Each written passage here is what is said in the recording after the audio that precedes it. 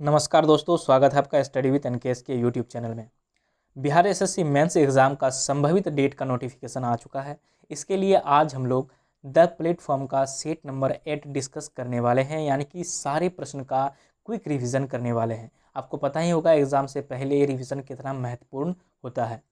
दोस्तों, इससे पहले आप लोगों को बीएसएससी मेंस के लिए कई सेट प्रोवाइड किए गए हैं, जिसका प्लेलिस्ट आपको बना हुआ है। आपने अगर नहीं देखा है तो प्लेलिस्ट में जाके देख सकते हैं, या फिर आप वीडियो के ऊपर जो प्लस का निशान दिख रहा है उस पर क्लिक करके सारे वीडियोस को देख सकते हैं। तो वीडियो को एंड तक ज़रूर देखिएगा दोस्तों। वीडियो पसंद आने पर लाइक और शेयर भी कर दीजिएगा। तो चलिए दोस्तों, लोग शुरू करते हैं।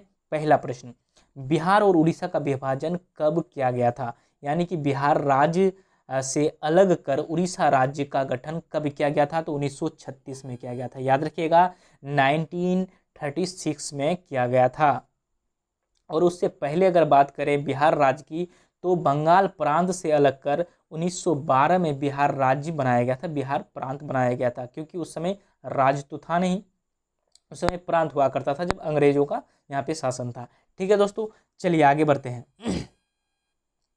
बिहार के प्रमुख समाचार पत्र बिहारी के संपादक कौन थे? तो याद रखिएगा, बाबू महेश्वर प्रसाद जो है बिहारी समाचार पत्र के संपादक थे। याद रखिएगा। और भारत में अगर सबसे पहला समाचार पत्र देखें तो बंगाल गैजेट के नाम से था। ठीक है दोस्तों, तो इसको भी आप याद रखिएगा, ये भी एग्जाम में बहुत बार पूछा गया है। आगे बढ़ते हैं। अगला प्रश्न है, चीनी यात्री ह्वेनसोंग, ठीक है, किस विश्वविद्यालय में अध्ययन किया था? तो चीनी यात्री ह्वेनसोंग नालंदा विश्वविद्यालय में जो है अध्ययन किया था। और ये हर्षवर्धन के शासनकाल में भारत आए थे। और बहुत बार एग्जाम में पूछा भी गया है कि ह्वेनसोंग किसके शासनकाल में भारत आए थे। और इसका जो यात्री वृत्तांत है, इन्होंने कई देशों में लगभग 138 देशों का जो है इन्होंने भ्रमण किया था, यात्रा किया था। और इसका जो यात्री वृत्तांत है, इसको CU की नाम से जाना जाता है। याद रखिएगा, CU की। चलिए आगे बढ़ते हैं। अगला प्रश्न देखते हैं, पटना उच्च न्यायालय की स्थापना कब हुई थी? तो पटना उच्च न्यायालय की स्थापना हुई थी 1916 ईस्वी में। तो ऑप्शन नंबर ए जो है यहाँ पे राइट आंसर हो जाएगा। तो आप एग्जैक्ट डेट याद रखना चाहते हैं तो 19 फरवरी, ठीक है, 19 FEB यानी कि फरवरी 9 फरवरी 1916 को। ठीक है दोस्तों, क्योंकि बिहार का एग्ज़ाम है और आपको थोड़ा सा याद रखना ज़रूरी है। बिहार से जो रिलेटेड चीज़ें उसको थोड़ा सा गहराई से याद रखना ज़रूरी है। और उस समय पटना उच्च न्यायालय के जो प्रथम न्यायाधीश बनाए गए थे, सर एडवर्ड माईवर्ड चेम्स चैमियर को। ठीक है दोस्तों, आप याद रखिएगा, चेम्स चामियर को। ठीक है, आगे बढ़ते हैं। अगला प्रश्न देखिए, राज्य मंत्री परिषद किसके प्रति जिम्मेवार होता है? तो राज्य मंत्री परिषद जो है ये विधानसभा के प्रति जिम्मेवार होता है, विधानसभा के प्रति। अगर यहीं पे व्यक्तिगत तौर पे आपको बताता, व्यक्तिगत रूप से, तो ये राज्यपाल के प्रति होता। ठीक है, तो ऑप्शन नंबर ए यहाँ पे राइट आंसर हो जाएगा। आगे बढ़ते हैं। अब बिहार में केला उत्पादन का प्रसिद्ध क्षेत्र कौन सा है? तो केला उत्पादन में जो है हाजीपुर काफ़ी जो है प्रसिद्ध है। याद रखिएगा, यानी कि एक कहावत भी है, मतलब लोग कहते हैं हाजीपुर का केला, मुजफ्फरपुर का लीची। ठीक है, तो मुजफ्फरपुर के लीची को GI टैग दिया गया है। हालांकि जो हाजीपुर का केला है इसको GI टैग नहीं दिया गया है। और याद रखिएगा, कतरनी चावल जो कि मुंगेर में खास करके उगाया जाता है, इसको भी पिछले साल यानी कि 2019 में GI टैग दिया गया था। फिर आपको भागलपुर का जरदालू आम को GI टैग दिया गया था, यानी कि जियोग्राफिकल इंडिकेशन टैग दिया गया था। ठीक है दोस्तों, तो ये सारा चीज़ आप याद रखिएगा। आगे बढ़ते हैं। अगला प्रश्न देखिए, 2011 की जनगणना के अनुसार लिंग अनुपात में बिहार का स्थान क्या है? यानी कि लिंग अनुपात में बिहार का स्थान क्या है? तो 26वां स्थान था 2011 की जनगणना के अनुसार। और वैसे भी अब जनगणना को जो है 1 साल भी नहीं बचे हैं, बहुत 2021 में आपका जनगणना होगा। ठीक है, तो अगर बात करें बिहार की लिंग अनुपात की, तो यहाँ पे 918 है यहाँ का लिंग अनुपात। यानी लिंग अनुपात का मतलब ही होता है 918 महिला प्रति 1000 पुरुष में। यानी कि यहाँ पे अगर देखा जाए तो 82 पुरुष जो है, पुरुष नहीं, महिला घट रहा है पुरुषों की प्रति 1000 जनसंख्या में। ठीक है दोस्तों, तो याद रखिएगा 918 क्या है, लिंग अनुपात है बिहार का। चलिए आगे बढ़ते हैं। अगला प्रश्न देखिए, रक्त के स्कंदन के लिए कौन सा विटामिन आवश्यक है? यानी कि रक्त का थक्का जमने के लिए। ठीक है, तो ये विटामिन के ज़रूरी है। Option number D right answer हो जाएगा। ठीक है दोस्तों, यानी कि विटामिन के की डिफिशियंसी के कारण जो है आपका रक्त जो है थक्का नहीं बना पाता है और ब्लीडिंग जो है काफ़ी ज़्यादा होने लगता है। ठीक है, चलिए आगे बढ़ते हैं। अगला प्रश्न देखिए, एशियाई जंगली गधा कहाँ पाया जाता है? तो एशियाई जंगली गधा एक मात्र अगर बात करें तो ये कच्छ के रण में ही पाया जाता है। कच्छ का रण कहाँ पे है? तो गुजरात में है, और कच्छ डिस्ट्रिक्ट भी है गुजरात के अंदर, याद रखिएगा। ठीक है, काजीरंगा आपको पता ही होगा एक सींग वाले गेंडे के लिए जो कि है असम में है। पेरियार कहाँ पे है? पेरियार ये जो हाथी के लिए है ये केरल में है। रणथंभौर आपको पता होगा राजस्थान में है। ठीक है, चलिए आगे बढ़ते हैं। अंतर्राष्ट्रीय दिनांक रेखा साधारण रूप में कैसे व्यक्त की जा सकती है? तो अंतर्राष्ट्रीय दिनांक रेखा जो है ये जो है 180 डिग्री जो है लॉन्गिट्यूड यानी कि 180 डिग्री देशांतर के रूप में व्यक्त किया जा सकता है। ठीक है, तो आप याद रखिए ऑप्शन नंबर बी जो है राइट आंसर हो जाएगा। आगे बढ़ते हैं। अगला प्रश्न देखिए, 1962 में भारत चीन युद्ध के दौरान भारत का रक्षा मंत्री कौन था? तो उस समय भारत का रक्षा मंत्री था वी के कृष्ण मेनन। ठीक है, वी के कृष्ण मेनन, याद रखिएगा। और राष्ट्रपति की बात करें तो उस समय राष्ट्रपति कौन था? तो राष्ट्रपति था डॉक्टर सर्वपल्ली राधाकृष्णन। ठीक है दोस्तों, चलिए आगे बढ़ते हैं। अगला प्रश्न तो यहाँ पे मैथ का है, मैथ का तो मैं डिस्कस यहाँ पे नहीं कर रहा हूँ। आगे बढ़ते हैं, तो आगे है 25 नंबर प्रश्न। देखिए ये वाला प्रश्न रीजनिंग का है, तो यहाँ पे अलग छाटना है, तो रांची यहाँ पे हो जाएगा आंसर। ठीक है, चलिए हम लोग जीके जीएस का प्रश्न को डिस्कस कर रहे हैं। चाणक्य का एक अन्य नाम क्या था? तो चाणक्य का हम लोगों ने पढ़ा है 3 नाम है ना, चाणक्य, कौटिल्य और विष्णुगुप्त। तो यहाँ पे विष्णुगुप्त ऑप्शन में है, ऑप्शन नंबर बी जो है यहाँ राइट आंसर हो जाएगा। आगे बढ़ते हैं, अगला प्रश्न देखते हैं। हाँ, आगे बढ़ते हैं, अगला प्रश्न देखते हैं। ब्रह्म समाज का स्थापना या फिर संस्थापक कौन था? तो ब्रह्म समाज का संस्थापक था राजा Ram Mohan Roy. Option number A जो है यहाँ पे राइट आंसर हो जाएगा, राजा राम मोहन राय। और इन्होंने जो है 1828 में ब्रह्म समाज का स्थापना किया था, और फिर 1819 में जो है लॉर्ड विलियम बेंटिक की सहायता से इन्होंने सती प्रथा का अंत किया था। तो याद रखिएगा। ठीक है, आगे बढ़ते हैं। ग्रैंड कैनियन किस नदी पर है? तो ये भी प्रश्न काफ़ी बार एग्जाम में पूछा गया है, खास करके आप अगर एसपीडी पढ़ते हो तो वहाँ पे कई बार आपको ये प्रश्न जो है मिलेगा। ठीक है, तो ग्रैंड कैनियन जो है ये कोलोरेडो, ठीक है, कोलोरेडो या कोलोरेडो नदी पर जो है स्थित है। ठीक है, और ये कहाँ पे है? ये अमेरिका में है। ठीक है, तो दोस्तों संयुक्त राज्य अमेरिका में जो है एक नदी है जिसको नदी बोलते हैं, कोलोराडो नदी है, वहाँ पे है, और ये एरोजना राज्य के अंदर में है। ठीक है, अमेरिका के एरोजना राज्य के अंदर में है, और इससे जो है ये तंग घाटी का निर्माण करता है। ठीक है, ये नदी क्या करता है? तंग घाटी का निर्माण करता है। और ग्रैंड कैनियन जो है एक पार्क भी है। ठीक है, एक पार्क भी है, आप याद रखिएगा। चलिए आगे बढ़ते हैं। जब ईस्ट इंडिया कंपनी का गठन हुआ था उस समय भारत का मुगल बादशाह कौन था? तो याद रखिएगा अकबर था उस समय बादशाह। ठीक है, 1600 ईस्वी में ईस्ट इंडिया कंपनी का गठन हुआ था, और 1605 तक जो है 1605 तक अकबर ने जो है यहाँ पे शासन किया था। ठीक है, तो याद रखिएगा ऑप्शन नंबर डी राइट हो जाएगा। आगे बढ़ते हैं, अगला प्रश्न देखिए, भारत का सबसे ऊंचा जलप्रपात किस राज्य में है? तो जोंग गोरसप्पा नाम से जानते हैं, या फिर महात्मा गांधी के नाम से भी जाना जाता है। ठीक है, option number D right answer हो जाएगा। ठीक है, जोग या गोरसप्पा जो कि कर्नाटक में है, बेलगांव डिस्ट्रिक्ट में।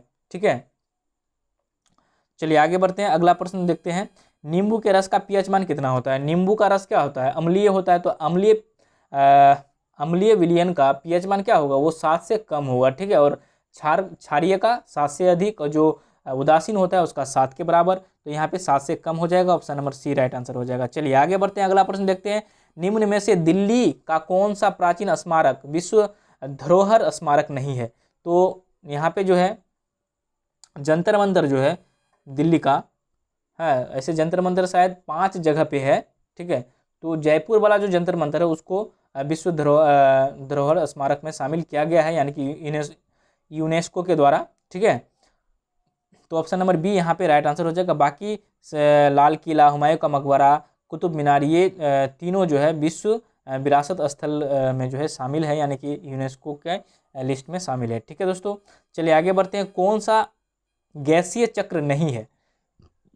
तो देखिए हाइड्रोजन का गैसीय चक्र नहीं होता है, बाकी सबका होता है। नाइट्रोजन का भी गैसीय मतलब चक्र होता है, नाइट्रोजन चक्र। ठीक है, किस प्रकार से वो वायुमंडल में जाता है, फिर स्थिरीकरण करते हुए फिर मिट्टी में आता है। जो दलहनी पौधे है उसको वायुमंडल से अवशोषित करता है, मतलब उसको एब्जॉर्ब करता है। ठीक है, तो ऑक्सीजन भी अगर बात करें तो ये भी चक्रीय है। जैसे कि जो सजीव प्राणी है वो क्या करते हैं, ऑक्सीजन को इनहेल करते हैं, मतलब ग्रहण करते हैं और कार्बन डाइऑक्साइड छोड़ते हैं। पेड़ पौधे क्या करते हैं, कार्बन डाइऑक्साइड लेते हैं। तो मतलब ये तीनों जो है आपका गैसीय चक्र है, लेकिन हाइड्रोजन गैसीय चक्र नहीं है। Option number D right answer हो जाएगा। चलिए आगे बढ़ते हैं। इसका किसका परमाणुवीय ईंधन के रूप में प्रयोग नहीं होता है? तो देखिए यूरेनियम का होता है, थोरियम का भी होता है, प्लूटोनियम का होता है, लेड का नहीं होता है। ठीक है, लेड का नहीं होता है। लेड क्या है, सीसा। ठीक है दोस्तों, जब यूरेनियम को जो है परमाणुवीय ईंधन के रूप में, यानी कि जो विद्युत ऊर्जा के रूप में बनाने के लिए इसका प्रयोग किया जाता है, तो अंतिम उत्पाद के रूप में हमारा क्या बचता है, लेड बचता है। ठीक है, सीसा ही बचता है अंतिम उत्पाद के रूप में। ठीक है, चलिए आगे बढ़ते हैं। ओजोन छिद्र के लिए कौन उत्तरदायी है? तो आपको पता ही होगा, ओजोन छिद्र के लिए CFC यानी कि chlorofluorocarbon. Option number D right answer हो जाएगा। आगे देखते हैं, निम्नलिखित नदियों में कौन सी नदी पश्चिमी घाट में से निकलती है? तो पश्चिमी घाट से निकलती है कृष्णा नदी। याद रखिएगा, पश्चिमी घाट से निकलती है कृष्णा नदी। ऑप्शन नंबर बी जो है राइट आंसर हो जाएगा। और ये महाबलेश्वर के समीप से निकलती है। ठीक है, आगे बढ़ते हैं। मेरियाना ट्रेंच यानी कि मेरियाना जो गर्त है, ट्रेंच को हिंदी में गर्त बोलते हैं, किस महासागर में स्थित है? तो बहुत ही इजी प्रश्न है और सबसे गहरा, क्योंकि ये सबसे गहरा जो है गर्त है, तो ये प्रशांत महासागर में है। ठीक है दोस्तों, प्रशांत महासागर में है मेरियाना ट्रेंच। अगर इसकी गहराई देखें तो 11,033 जो है मीटर। ठीक है, 11,033 मीटर जो इसकी गहराई है। आगे बढ़ते हैं, अगला प्रश्न देखते हैं। मानव शरीर में सबसे छोटी हड्डी कौन सी होती है? तो मानव शरीर में सबसे छोटी जो हड्डी होती है वो कान की हड्डी होती है, जिसको स्टेपिस बोलते हैं। ठीक है, ऑप्शन नंबर सी यहाँ पे राइट आंसर हो जाएगा। अगर बड़ी हड्डी की बात करें तो जांघ की हड्डी, जिसको फीमर बोलते हैं। ठीक है, आगे बढ़ते हैं। आगे तो हाँ मैथ का प्रश्न है, चलिए आगे बढ़ते हैं। दोस्तों आप लोगों को अगर मैथ का डिस्कशन चाहिए क्वेश्चंस का, तो आप लोग कमेंट करके ज़रूर बताइएगा। ठीक है, चलिए अगला प्रश्न हम लोग देखते हैं। भारत में आर्थिक सुधार नीतियाँ किस वर्ष प्रारंभ की गई थी? तो देखिए भारत में आर्थिक सुधार की नीतियाँ जो आई थी वो 1991 में आई थी। ठीक है दोस्तों, उस समय देश का हालत काफ़ी ख़राब था, यहाँ का इकोनॉमी काफ़ी जो है लो चल रहा था। तो उस समय मनमोहन सिंह आए थे। ठीक है, उस समय जो वित्त मंत्री थे कौन थे, मनमोहन सिंह थे। तो 1991 में जो है आर्थिक सुधार नीतियाँ जो है आया था। चलिए आगे बढ़ते हैं, अगला प्रश्न देखते हैं।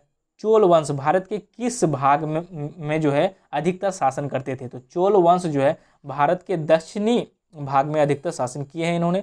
और याद रखिएगा, चोल वंश का जो है एक प्रश्न पूछा जाता है कि इसका जो है जो नौसेना था, जो नेवी था, वो काफ़ी मजबूत था। याद रखिएगा, इसलिए ना मतलब श्रीलंका तक इन्होंने अधिकार कर लिया था। ठीक है, राजराज प्रथम या राजराजेश्वर प्रथम। ठीक है, आप लोग लुसेंट को रिवीजन कर लीजिएगा। ठीक है, काफ़ी महत्वपूर्ण रहेगा। जो लगभग 60% प्रश्न पूछे जाते हैं वो लुसेंट से ही या फिर जो बेसिक बुक है उससे पूछे जाते हैं। तो आपको सेट तो मारना ही है, प्लस लुसेंट का रिवीजन आपको करके जाना है मेरे दोस्त, क्योंकि सिलेक्शन लेने के लिए जो है आपको एक इजी प्रश्न हो या हार्ड प्रश्न हो, गलत गलत होता है, गलत होगा नंबर आपका कटेगा। ठीक है दोस्तों, तो इजी प्रश्न को आपको गलत बिल्कुल भी नहीं करना है, यानी कि जो सबका सही होगा वो आपका भी सही होना चाहिए। और जो हार्ड क्वेश्चन है, जो हार्ड लेवल के प्रश्न है, उसमें से 2-4 आप सही कर लीजिएगा, आपका सिलेक्शन पक्का हो जाएगा। ठीक है, चलिए आगे बढ़ते हैं। महासागर की भूपट्टी मुख्यतः सिलिका और डैश की बनी होती है। तो याद रखिएगा, सिलिका और मैग्नीशियम की बनी होती है। ऑप्शन नंबर ए यहाँ पे राइट आंसर हो जाएगा। ठीक है, चलिए आगे बढ़ते हैं। क्या है, सरिस्का और रंथभोर। ठीक है, निम्नलिखित में से किसका सुरक्षित स्थान है? तो किसका सुरक्षित स्थान है? ये टाइगर के लिए है। ठीक है, किसके लिए है? टाइगर के लिए। सरिस्का और रंथपुर ये कहाँ पे है? तो ये राजस्थान राज्य में है। Option number C right answer हो जाएगा। चलिए आगे बढ़ते हैं। उष्मीय मान को डेस मात्रक द्वारा प्रदर्शित किया जाता है। तो उष्मीय मान को किसके द्वारा प्रदर्शित किया जाता है? किलो जूल प्रति केजी। ठीक है,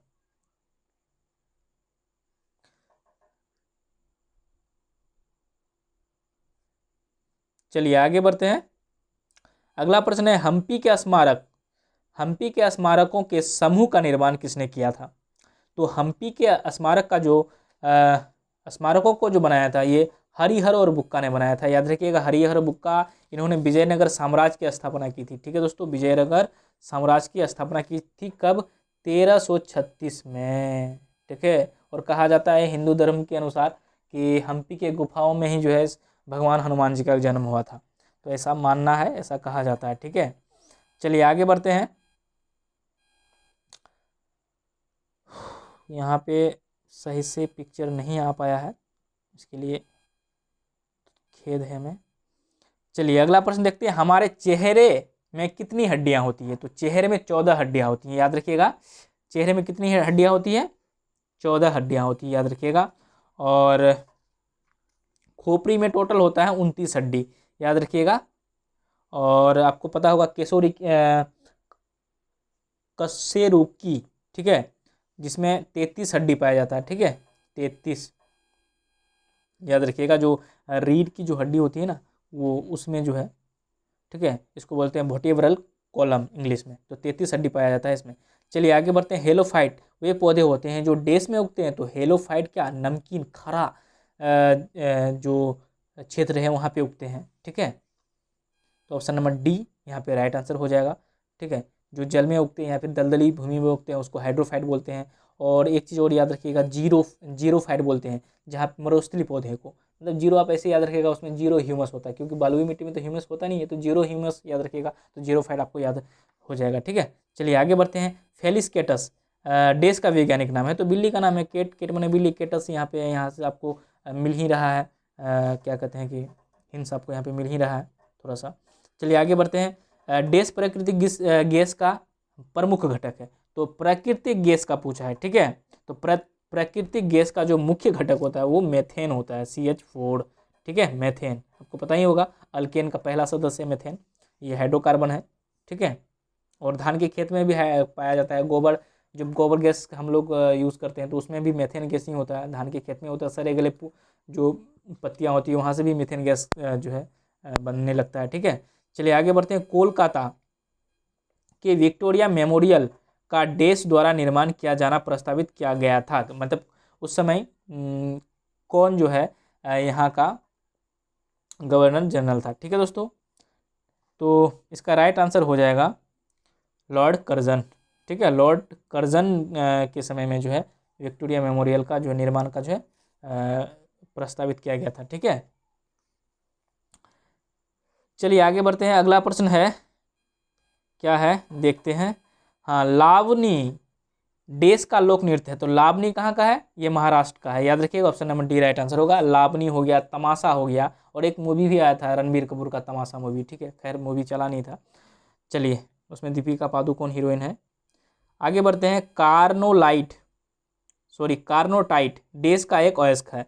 तो कार्नोटाइट जो है ये यूरेनियम का अयस्क है। ऑप्शन नंबर सी जो है यहाँ पे राइट आंसर हो जाएगा। ठीक है, कार्नोटाइट। और एक चीज़ याद रखिएगा, पीच ब्लेड भी जो है यूरेनियम का ही एक अयस्क है।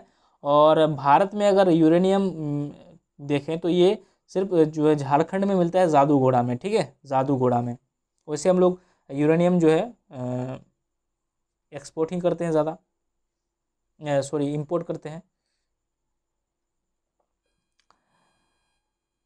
संविधान के किस भाग में वित्त और संपत्ति की चर्चा की गई है? तो संविधान के किस भाग में? तो संविधान के आपका 90वें भाग में। ठीक है, किस भाग में? तो 90वें भाग में। ऑप्शन नंबर डी जो है यहाँ पे राइट आंसर हो जाएगा। आगे बढ़ते हैं। शनि सूर्य से डेस ग्रह है। तो आप याद रखिएगा, देखिए सूर्य के नज़दीक कौन सा ग्रह है? तो बुध है, पृथ्वी है, शुक्र है, मंगल है, बृहस्पति है, शनि है। तो आप उंगली में गिन लीजिएगा, छठा हो जाएगा। ठीक है, तो ऑप्शन नंबर सी जो है यहाँ पे राइट आंसर हो जाएगा। आगे बढ़ते हैं। शाहजहाँ डेस मुगल शासक था, मतलब कौन से नंबर का मुगल शासक था। तो आप यहाँ पे देखिए, सबसे पहले 1526 में पानीपत की पहली लड़ाई, उसी के बाद से जो है यहाँ पे दिल्ली सल्तनत में जो है मुगल वंश का नींव पड़ा था। तो बाबर, हुमायूं के बाद अकबर, अकबर के बाद जहांगीर, उसके बाद शाहजहां। ठीक है, तो ये पांचवा हो जाएगा ऑप्शन नंबर डी। चलिए आगे बढ़ते हैं। बुकर पुरस्कार जीतने वाले पहले भारतीय कौन थे। तो बुकर पुरस्कार जीतने वाले पहले भारतीय थे अरुंधति रॉय। मतलब पहले भारतीय का मतलब यहाँ पे इससे है कि ये भारतीय भी हैं और ये इनको जो है भारत का तो नागरिक प्राप्त है ही, और साथ में अन्य देश का नागरिकता प्राप्त नहीं है। जैसे कि इससे पहले भी कई लोगों को मिला है। ठीक है, लेकिन वे जो है भारतीय मूल के थे, लेकिन अमेरिकी लेखक थे। ठीक है, जैसे कि वीएस नायपाल को 1971 में मिला था। तो ये भारतीय मूल के थे, लेकिन भारतीय मूल के क्या थे, अमेरिकी थे। और ये जो है पूरी तरह से भारतीय थे, अरुंधति रॉय। ठीक है, आगे बढ़ते हैं।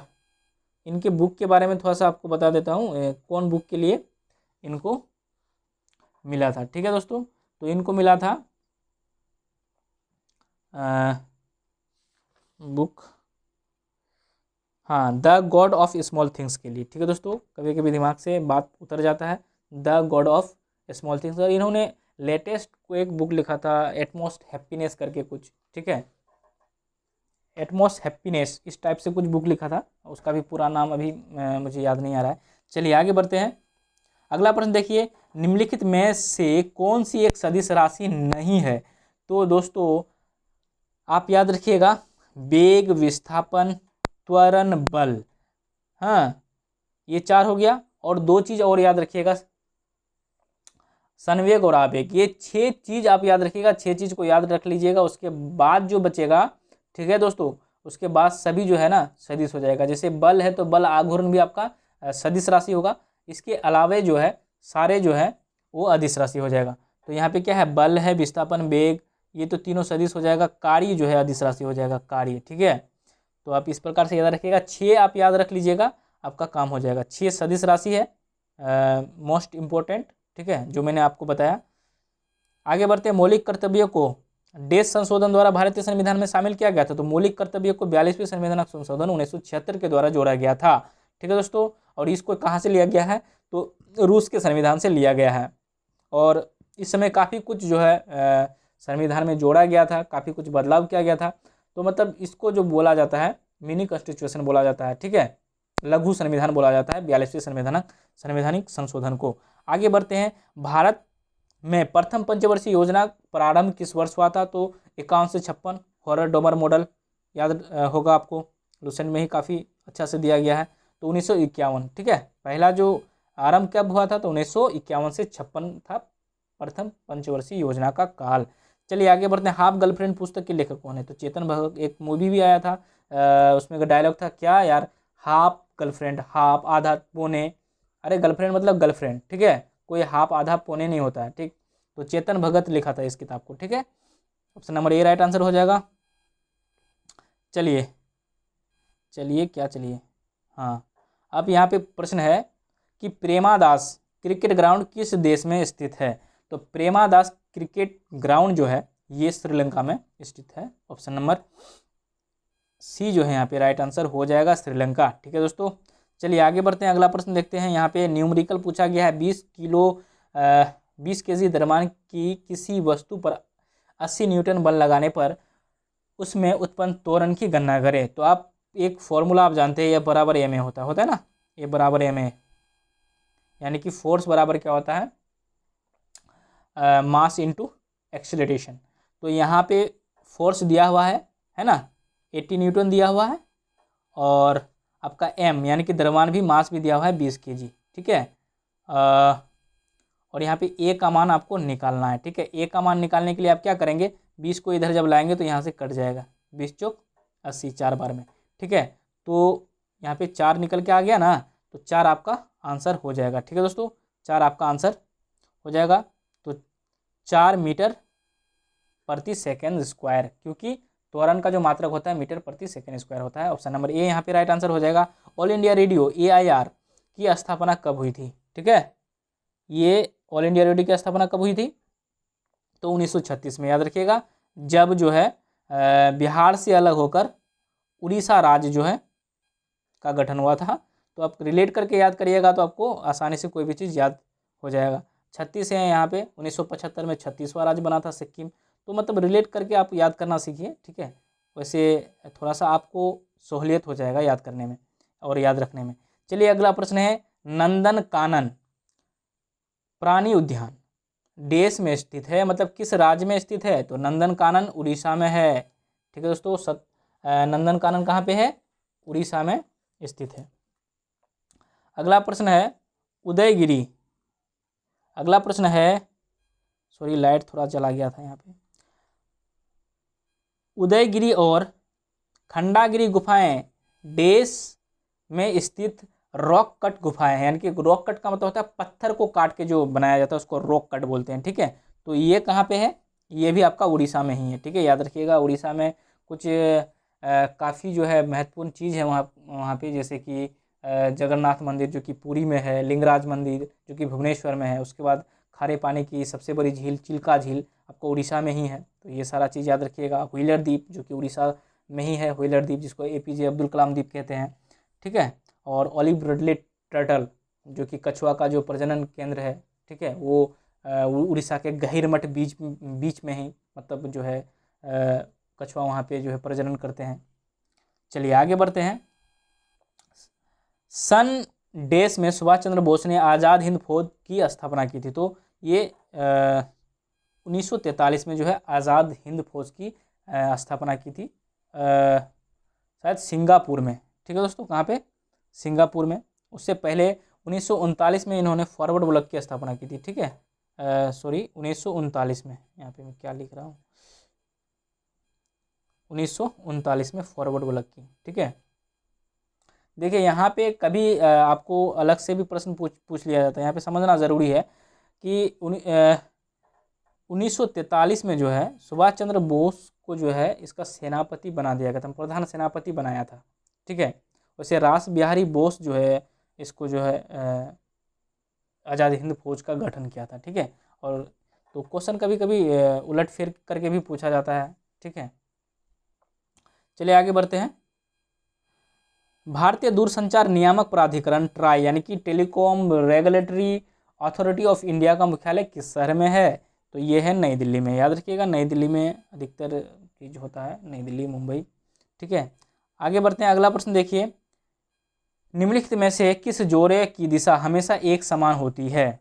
तो किस जोड़े की दिशा एक समान होती है? तो बल एवं त्वरण की। ठीक है, बल और त्वरण की। ऑप्शन नंबर बी जो है यहाँ पे राइट आंसर हो जाएगा। बल का मात्रक न्यूटन और त्वरण का मात्रक क्या होता है? मीटर प्रति सेकेंड स्क्वायर।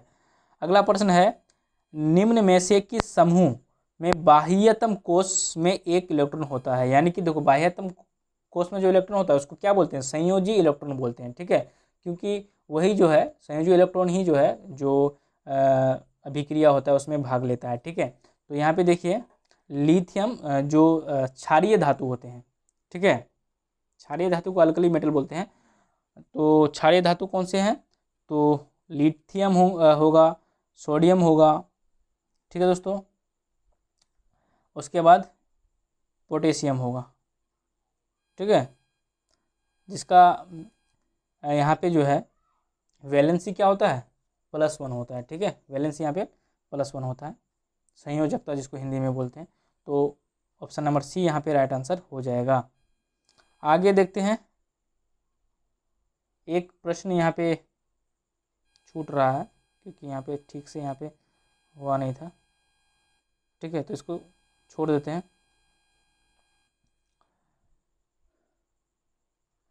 मतलब यहाँ पे पूछा है कि निम्नलिखित में से ऑस्ट्रेलिया मतलब क्रिकेट किस देश का जो है राष्ट्रीय खेल है? तो ऑस्ट्रेलिया का है, इंग्लैंड का भी है। ठीक है, वैसे भारत और पाकिस्तान का तो हॉकी है। तो ऑस्ट्रेलिया का जो है राष्ट्रीय खेल क्रिकेट है, यही प्रश्न है यहाँ पे। ठीक है, अगला प्रश्न है, कोलंबो किस देश की राजधानी है?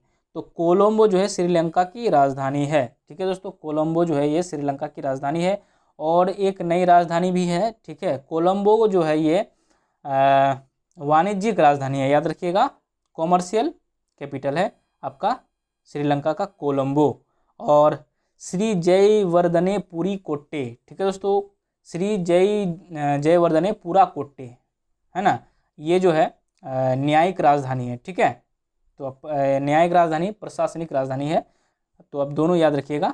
ठीक है, आगे बढ़ते हैं। अगला प्रश्न देखिए, दी गई अभिक्रिया डेस का एक उदाहरण है। तो ये जो है कौन सा उदाहरण है? दोहरी विस्थापन अभिक्रिया है। ठीक है दोस्तों, मतलब ये, इससे आप ये आसानी से बना सकते हैं और इससे फिर इसमें कन्वर्ट कर सकते हैं, यानी कि दोहरी विस्थापन अभिक्रिया हो जाएगा। ठीक है, विस्थापन का मतलब क्या है? क्लोरीन, देखिए यहाँ पे क्लोरीन है तो क्लोरीन ये सोडियम के पास आ गया है। ठीक है, और यहाँ पे SO4 जो है वो किसके पास आ गया है?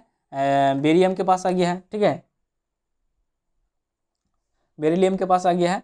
तो फिर से अगर इसको हम एक बार अभिक्रिया कराएंगे तो क्या हो जाएगा? फिर से ये चीज़ हमको प्राप्त हो जाएगा, यानी कि दोहरी विस्थापन अभिक्रिया इसी को कहते हैं। ठीक है, आगे बढ़ते हैं। अगला प्रश्न देखिए, निम्न में से कौन सा जीव मत्स्य वर्ग से संबंधित है? तो ये जो वास्तविक मछली जो है का एक वीडियो, सेपरेट वीडियो है, आप मेरे ही चैनल पे आपको मिल जाएगा, या फिर आप गूगल पे बोल रहे हैं, यूट्यूब पे सर्च करना वास्तविक मछली, अवास्तविक मछली, तो आपको जो है फर्स्ट नंबर पे जो वीडियो मिलेगा वो वीडियो आप देख लेना। खुद मैंने आपको बताया है। ठीक है, तो ऐसे प्रश्न पूछे जाते हैं और आप जो है काफ़ी कंफ्यूज कराता है इस प्रकार के प्रश्न। तो डॉग फिश जो है वास्तविक मछली है। ठीक है, और डॉग फिश वास्तविक मछली है, बाकी जो तीनों है ये वास्तविक मछली नहीं है, सिर्फ इसके नाम के साथ फिश शब्द जुड़ा हुआ है, लेकिन ये मछली नहीं है। अलग अलग जो है जो ग्रुप्स होते हैं जीवों का, तो अलग अलग ग्रुप्स में है, अलग अलग फाइलम में है ये जीव। ठीक है, आगे बढ़ते हैं। डेस ग्रैंड ट्रंक जो है रोड का पुनर्निर्माण करवाया था। तो किसने करवाया था ग्रैंड ट्रंक रोड का निर्माण? तो लॉर्ड ऑकलैंड ने करवाया था। Option number C right answer है, याद रखिएगा, क्वेश्चन अच्छा है, मतलब VVI क्वेश्चन है। लॉर्ड ऑकलैंड से ग्रैंड ट्रंक रोड को बनवाया किसने था? तो ये शेरशाह सूरी ने बनवाया था। ठीक है, कोलकाता से दिल्ली।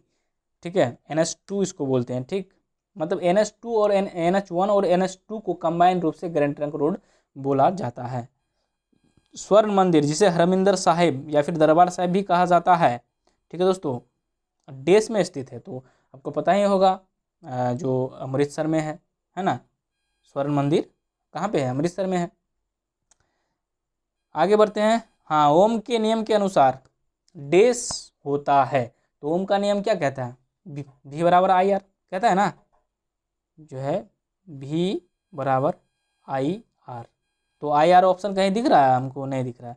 तो देखो, R को इधर रख के V को उधर, R को इधर रख के I को उधर भेजते हैं, तो क्या हो जाएगा? R बराबर V/I हो जाएगा। तो ऑप्शन नंबर डी आपको दिख रहा है, तो यहाँ पे option number D right answer हो जाएगा। ठीक है, R बराबर V/I। ठीक है, चलिए आगे बढ़ते हैं। केसर देश का एक उत्पाद है। तो दोस्तों केसर जम्मू कश्मीर का एक उत्पाद है। Option number C right answer हो जाएगा। और 2020 में इसी साल जम्मू कश्मीर का जो केसर है उसको GI टैग दिया गया है, याद रखिएगा। ऑप्शन नंबर सी यहाँ पे राइट आंसर हो जाएगा। प्रकाश संश्लेषण के लिए क्या आवश्यक नहीं है? तो प्रकाश संश्लेषण के लिए क्या आवश्यक नहीं है? कार्बन डाइऑक्साइड आवश्यक नहीं है। ठीक है, नहीं ऑक्सीजन आवश्यक नहीं है। तो काफ़ी लोग, बहुत लोग जो यहाँ पे कंफ्यूज कर जाएंगे। ठीक है, क्योंकि प्रकाश संश्लेषण में क्या ज़रूरी है? तो क्लोरोफिल तो चाहिए जो कि पत्तों में ही रहता है, सूर्य का प्रकाश तो चाहिए, प्लस कार्बन डाइऑक्साइड ही चाहिए। ठीक है, उसके बाद जल भी चाहिए जो कि मिट्टी से जड़ के द्वारा उसको पहुँचाया जाता है। तो ऑक्सीजन यहाँ पे नहीं चाहिए, क्योंकि ऑक्सीजन जो है प्रकाश संश्लेषण का उपोत्पाद होता है। ठीक है, मेन उत्पाद नहीं होता है, बाय प्रोडक्ट होता है ऑक्सीजन। और BPSC में प्रश्न पूछा भी था। ठीक है, 65वीं BPSC में, इसी बार जो पिछला BPSC हुआ है। ठीक है, आगे बढ़ते हैं। अगला प्रश्न देखिए, देश बहुविखंडन द्वारा प्रजनन करता है। तो कौन? प्लेनेरिया, ईस्ट हाइड्रा या फिर प्लाज्मोडियम। तो इसका राइट आंसर क्या हो जाएगा? इसका राइट आंसर हो जाएगा ऑप्शन नंबर डी, प्लाज्मोडियम, यानी कि बहुविखंडन के द्वारा जो है ये प्रजनन करता है। हाइड्रा का याद रखिएगा दोस्तों, हाइड्रा मुकुलन यानी कि म्यूटेशन होता है इसका, हाँ, मुकुलन विधि द्वारा जो है ये प्रजनन करते हैं। आगे बढ़ते हैं, अगला प्रश्न देखते हैं। ये सारे गणित के प्रश्न हैं, रीजनिंग के प्रश्न हैं। तो यहाँ पे अगला प्रश्न आपका 134 नंबर प्रश्न है, एक मानव कोशिका में कितने गुणसूत्र होते हैं? तो सीधा पूछा है कि गुणसूत्रों की संख्या कितनी होती है मानव में, तो 46 होती है, यानी कि 23 जोड़े होते हैं। ठीक है, आगे बढ़ते हैं। आर्बोरियल एटेलिस देश का वैज्ञानिक नाम है। आर्बोरियल एटेलिस जो है ये किसका वैज्ञानिक नाम है? तो ये है मकरी बंदर, पता नहीं, खैर मुझे भी उतना पता नहीं है मकरी बंदर क्या होता है। ठीक है दोस्तों, पता नहीं यहाँ पे मिस्टेक है प्रिंटिंग में कि क्या, नहीं पता मुझे भी। ठीक है, तो आप लोगों को पता होगा तो आप लोग कमेंट करके आप बता सकते हैं इसके बारे में। आगे बढ़ते हैं। अमोनिया का रासायनिक सूत्र क्या होता है? अमोनिया का NH3 होता है। ठीक है, और अमोनियम का क्या हो जाता है? NH4 हो जाता है। आगे बढ़ते हैं। फुलेरिन कार्बन का एक अपरूप है की खोज किसने की थी? देखो, हीरा और ग्रेफाइट, सबसे पहले हम लोग क्या जानते थे? हीरा और ग्रेफाइट। और तीसरा क्या है कार्बन का अपरूप? ये फ्लोरीन है। ठीक है, तो इसका आविष्कार किसने किया था? फ्लोरीन का आविष्कार, इसका आविष्कार किया था रिचर्ड स्मेली। याद रखिएगा, इंपॉर्टेंट प्रश्न है, मेरे लिए भी इम्पोर्टेंट है क्योंकि इसको मैं भी शायद नहीं जानता था। तो रिचर्ड स्मेली, याद रखिएगा। आगे देखिए, किस प्रकार के रोगाणु जल जनित बीमारी साल्मोनेलोसिस का कारक है? तो क्या है? बैक्टीरिया ही होगा शायद। ठीक है, हाँ, बैक्टीरिया ही है इसका right answer, option number C. Salmonella नाम से भी एक जीवाणु आता है जो कि भोजन विषाक्तता करता है। ठीक है, साल्मोनेला जो सब्जी वगैरह खट्टा हो जाता है या खराब हो जाता है तो वो साल्मोनेला बैक्टीरिया की वजह से होता है। आगे बढ़ते हैं। निम्नलिखित में से कौन सी एक हेलोजन गैस नहीं है? कौन सी एक हेलोजन गैस नहीं है? तो दोस्तों, हेलोजन तो कहा जाता है जो 18 ग्रुप में है, 0 ग्रुप में है, उसको हेलोजन कहा जाता है। यहाँ पे हेलोजन का मतलब पता नहीं क्या है, लेकिन आंसर है मेथेन। ठीक है, option number A, methane hydrocarbon है। ठीक है, कार्बन टेट्राक्लोराइड दिया है, आइडोमेथेन दिया है, फिर ब्रोमोमेथेन दिया है, तो मेथेन यहाँ पे राइट आंसर दिया है। ठीक है, इस प्रश्न का। उसके बाद अगला प्रश्न देखिए, अगला प्रश्न है निम्न में से किस देश ने हाल ही में भारत के साथ डाक सेवा बंद कर दी है? तो पाकिस्तान के साथ काफ़ी तनाव चल रहा था, तो option number C right answer हो जाएगा, पाकिस्तान। ठीक है दोस्तों, अगला प्रश्न देखिए, सूचना एवं प्रौद्योगिकी मंत्री रविशंकर ने हाल ही में किस पेमेंट ऐप का नया संस्करण निकाला है? तो पता ही होगा, भारत सरकार का भीम ऐप है, तो भीम ऐप का 2.0 वर्जन निकाला है। ठीक है, option number B right answer यहाँ पे हो जाएगा। ठीक है, अगला देखिए, किस बैडमिंटन खिलाड़ी ने हाल ही में प्रधानमंत्री नरेंद्र मोदी के भारत की लक्ष्मी अभियान का समर्थन किया है? तो इसका राइट आंसर हो जाएगा PV सिंधु। ठीक है, PV सिंधु बैडमिंटन खिलाड़ी है, ओलंपिक सिल्वर मेडलिस्ट। ठीक है, याद रखिएगा, पिछला ओलंपिक 2016 में जो हुआ था उसमें इन्होंने सिल्वर मेडल हासिल किया था। आगे आगे क्या है?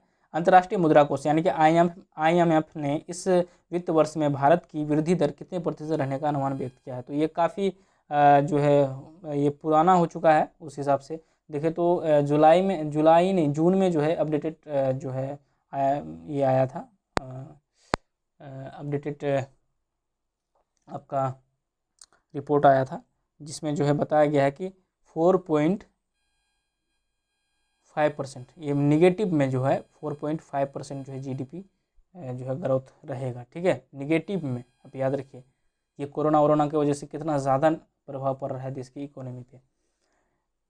चलिए, और चाइना के बारे में बता दूं दोस्तों, चाइना अभी भी जो IMF का रिपोर्ट है उसके अनुसार चाइना अभी भी कम से कम 1% जो है, अब तक 1% पॉजिटिव में ग्रोथ उसका होगा GDP का। ठीक है, तो इंडिया काफ़ी पिछड़ गया है GDP के मामले में। हाल ही में जारी राष्ट्रीय अपराध रिकॉर्ड ब्यूरो की ताज़ा रिपोर्ट के अनुसार किस राज्य में महिलाओं के खिलाफ सबसे ज़्यादा आपराधिक मामले दर्ज किए गए हैं? तो यहाँ पे थोड़ा सा आपका कॉमन सेंस भी लगेगा, जहाँ पे ज़्यादा जनसंख्या होगा वहाँ पे ज़्यादा केस आएंगे। ठीक है, तो यहाँ पे कॉमन सेंस भी आपका चलेगा। लगभग 20 करोड़ के आसपास जनसंख्या है उत्तर प्रदेश का, तो ऑप्शन नंबर बी यहाँ पे राइट आंसर हो जाएगा। अगला प्रश्न देखिए, भारतीय अंतर्राष्ट्रीय फिल्म महोत्सव इफ्फी के 50वें संस्करण का आयोजन 2020 से लेकर 28 नवंबर के बीच किस राज्य में आयोजित हुआ? तो गोवा में। तो इस ऐसे प्रश्न को आप याद करिएगा कि 2004 के बाद जो जितना भी मतलब इफ्फी का जो आयोजन हुआ है वो गोवा में ही हुआ है, तो याद रखिएगा गोवा में, ठीक है। इसका एक सेपरेट वीडियो भी मेरे चैनल पे आपको मिल जाएगा, आप चाहें तो देख सकते हैं उसको अधिक जानकारी के लिए। चलिए यहाँ पे अगला देखिए, इंडिया एनर्जी फोरम ने किस शहर में न्यूक्लियर एनर्जी कॉन्क्लेव 2019 का आयोजन किया है? तो ये कहाँ पे किया है? तो ये किया है नई दिल्ली में, ठीक है, नई दिल्ली में। और ये तीसरा एनर्जी फोरम था, ठीक है, ये तीसरा जो है न्यूक्लियर एनर्जी कॉन्क्लेव था, ठीक है, याद रखिएगा, नई दिल्ली में। दक्षिण अफ्रीका के खिलाफ रांची में जारी तीसरे टेस्ट मैच में किस भारतीय ओपनर ने 249 गेंदों में अपने टेस्ट करियर का पहला दोहरा शतक जो है जड़ दिया है? तो रोहित शर्मा, टेस्ट क्रिकेट में इन्होंने दोहरा शतक जड़ा है, ठीक है, option number A right answer हो जाएगा। और ऐसे देखें तो इन्होंने शायद 3 दोहरा शतक लगाए हैं एक दिवसीय मैच में, ठीक है, एक दिवसीय क्रिकेट में। आगे बढ़ते हैं, विश्व भर में किस दिन गरीबी उन्मूलन दिवस मनाया जाता है? तो किस दिन मनाया जाता है? तो यहाँ पे राइट आंसर हो जाएगा ऑप्शन नंबर बी, 17 अक्टूबर को मनाया जाता है गरीबी उन्मूलन दिवस। अगला प्रश्न देखिए, सेकेंड लास्ट प्रश्न है, निम्नलिखित में से किस फुटबॉल खिलाड़ी को इस वर्ष का गोल्डन शू खिताब जीता है? मतलब इस वर्ष का गोल्डन शू खिताब जीता है, तो ये जीता है लियोनेल मेसी, ठीक है दोस्तों, लियोनेल मेसी ने जीता है। तो ये अब जो है इसके पास 6 गोल्डन बूट हो गए, ठीक है दोस्तों। और रोनाल्डो के पास कितना है? तो 5 है। ये लोग दोनों बराबरी पे थे, ठीक है। इससे पिछला साल जो है क्रिस्टियानो रोनाल्डो को मिला था, और इस साल जो है, यानी कि इस साल क्या 2019 वाला फीफा की तरफ से जो गोल्डन बूट जो है ये, या गोल्डन शू जो है, ये किसको मिला है? लियोनेल मेसी को मिला है, ठीक है। आगे प्रश्न है, भारत और अमेरिका के मध्य आयोजित होने वाले संयुक्त सैन्य अभ्यास वज्र प्रहार का कौन सा संस्करण का जो है आयोजन हाल ही में जो है हुआ है? तो ये 10वां संस्करण था, ठीक है दोस्तों, ऑप्शन नंबर बी जो है यहाँ पे राइट आंसर हो जाएगा, 10वां संस्करण था। और ये जो है कहाँ पे आयोजन हुआ था? ये तो ये अमेरिका में हुआ था, ठीक है, सिएटल में, याद रखिएगा, सिएटल अमेरिका में, ठीक है। क्योंकि अल्टरनेट रूप से इसका जो है आयोजन किया जाता है, अल्टरनेट रूप से एक साल अमेरिका में, एक साल भारत में। और ये 2019 में हुआ था, ठीक है, सिएटल में, और 2018 में हुआ था जयपुर में। तो आप याद रखिएगा, एक एक साल अलग अलग जो है साल में जो है अल्टरनेट रूप से जो है भारत और अमेरिका इसका जो है आयोजन करता है, ठीक है दोस्तों। तो यहीं पे 50 प्रश्न नहीं, 75 प्रश्न लगभग यहीं पे डिस्कशन समाप्त हुआ। तो आप लोगों को वीडियो कैसा लगा, इसका जो है आप लोग कमेंट करके इसके बारे में ज़रूर बताइएगा। और दोस्तों वीडियो को शेयर ज़रूर कर दीजिएगा, चैनल को सब्सक्राइब भी कर लीजिएगा। चलिए मिलते हैं अगले वीडियो में, तब तक के लिए टेक केयर, बाय बाय।